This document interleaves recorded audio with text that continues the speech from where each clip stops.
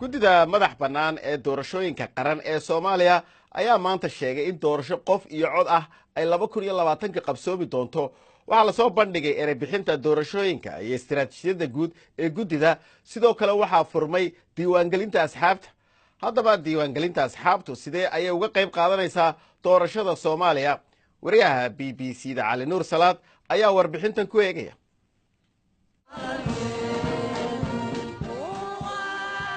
burburkii kadib laba doorasho madaxtinimo oo Soomaaliya ka dhacday waxa ay ku qabsoomeen si nabad ah, balse waxaa go'aan ka gaarayay madax dhaqameed iyo siyaasiyiin tirayar. iminka waxaa la filayaa in taa ay isbedesho maadaama ay samaysmeen axsaab siyaasadeed.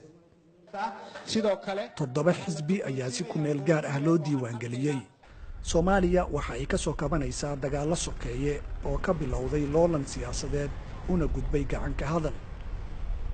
ku dhawaad 50 sano ayay Soomaaliya markii ugu horeysay yeelanaysaa nidaamka axsaabta badan, balse waxaa shaki laga muujinayaa in ay qayb ka noqon karaan doorashooyinka soo socda ee 2021 sababo la xiriiro ammaanka iyo diyaar garowga ay dawladda iyo hay'adaheeda ugu jiraan in ay awoodda ugu wareejiyaan dawlad ay shacabku si toos ah u soo doorteen.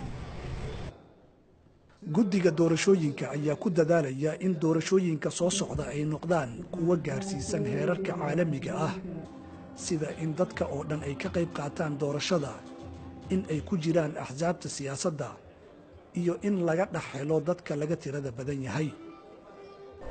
horta waxaana loo dhisay in doorasho aan qabanno waay. qorshaha aan maanta bandhignayna kuma jirto ama maya ama haa ama malo. qorshuhu wuxuu sheegayaa in doorasho la qaban karo 2020 doorasho hal qof iyo hal cod ah. muddooyinkii ugu dambeeyey qabaa'ilka ayaa soo xulanayay cidda ku matalaysa siyaasadda, balse iminka axsaabta ayaa laga rajaynayaa in ay taasi meesha ka saaraan, inkasta oo ay caqabado badani ku horgudban yihiin hawshani. waxaa dhici karto in aysan cumriga ay jiraan oo yar awgiis awood dhaqaale oon aad u jirin, waddankii oon aad isugu furfurnayn oo jirto amni darro, waxyaabahaasi inay carqalad ku noqdaan.